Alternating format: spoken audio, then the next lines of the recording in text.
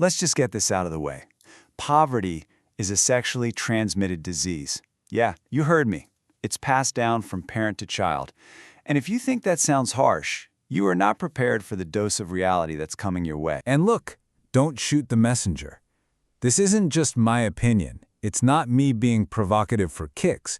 It's what people who actually look at the cold, hard numbers conclude. Damn, this formula is formidable and unfortunately accurate. You know why? Because math doesn't care about your feelings. It just is. And it's supposed to be uncomfortable. If it isn't, you're just not paying attention. All right, so let's break down how this contagious condition actually works. And let me be clear, this isn't about being broke. That's just a symptom, like a fever. The real disease, the one that gets transmitted, runs much, much deeper. 70%. Just look at that number for a second. That is the transmission rate. 70% of children who are born into poor families will stay poor as adults. Let that sink in. This is not a game of chance. It is not bad luck. It's a predictable, repeatable outcome. It's a plague with a 70% infection rate. Period. So what's the carrier? What transmits this thing? I'll give you a hint.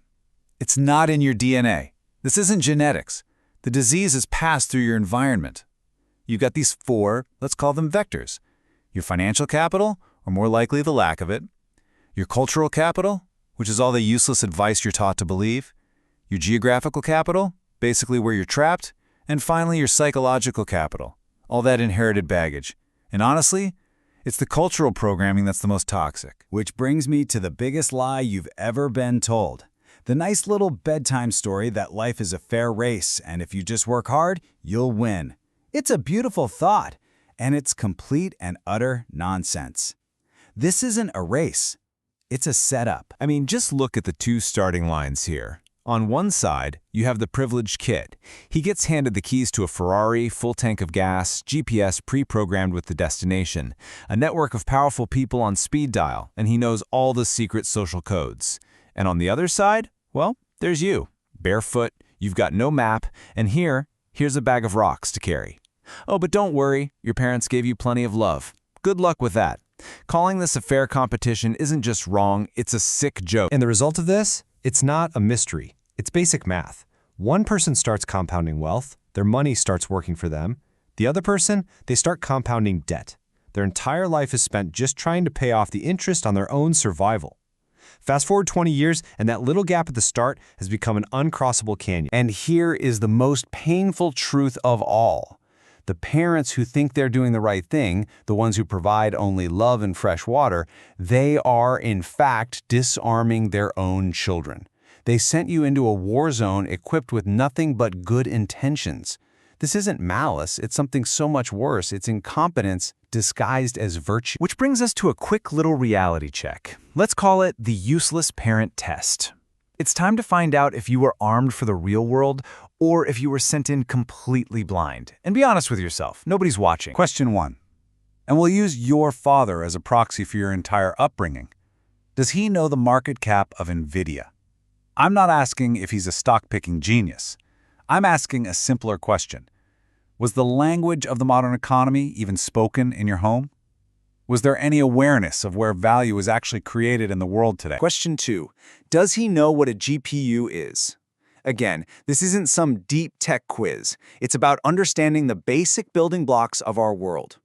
The GPU is the engine of the entire AI revolution.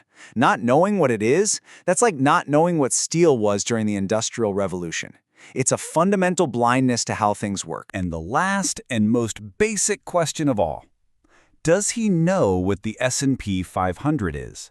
You know, the simplest, most fundamental way for anyone to own a piece of the entire economy. Was this concept ever explained? Or was the stock market just treated as some scary, unknowable thing for rich people? If you honestly answered no to these questions, then the conclusion is, well, it's unavoidable. You were sent into an economic war completely unarmed. Not because your parents were cruel, but because of an ignorance that they themselves inherited and then passed right down to you. So, while you were being taught that, what was being taught in the homes that build dynasties? Let's take a look at the real curriculum, The stuff that actually separates the haves from the have-nots. You see, it's like two different operating systems for life. You've got the love and fresh water system, where you're taught to be nice and work hard. Money is this dirty topic that supposedly doesn't bring happiness. And the legacy you're left with? Good intentions. Then you have the strategic and useful system. The lesson there isn't be nice. It's understand the rules of the game. Money isn't a taboo. It's a tool, something to be mastered. And the legacy isn't feelings. It's financial systems. It's assets. So which operating system are you running? Because one of them is designed for obsolescence. So here it is, the curriculum you never got. This is the real deal. Diversify your income sources, because relying on a single paycheck is financial suicide. Master the tax code. It's not a punishment, it's an instruction manual full of incentives. Realize that your network is an asset worth more than any degree you could ever buy. Automate your investments in broad market funds so you can build wealth while you sleep. And for the love of God, understand how inflation and interest rates work, because every single day they are either serving you or they are robbing you blind. Okay, so you have the diagnosis. You can sit there and be angry. You can blame your parents, blame the system. Go ahead. It's a total waste of time. The only useful thing you can do now is decide to choose the cure. You have to be the firewall that stops this disease from spreading to the next generation. And a cure isn't some complex secret. It's 3 simple steps. 1. Automate your investments. Put money into a broad market ETF like the S&P 500 and take your emotional, irrational human brain out of the decision. 2. Master the tech. You must understand the basics of AI, GPUs, and whatever is creating wealth in the world right now. This is not optional. 3. Reframe your thinking. Money is not a moral issue. It's a system with rules. Your job is to learn the rules and play the game to win. And when you do this, understand something. You're not just getting better with money.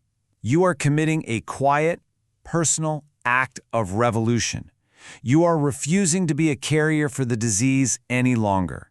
You're staging a rebellion and disguising it as responsible adulting. So ultimately, it all comes down to this single choice.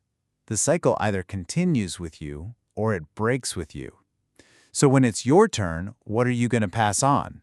The same disease? The same bag of rocks and useless advice you were given? Or are you going to do the hard work, break the cycle, and arm your kids with the cure?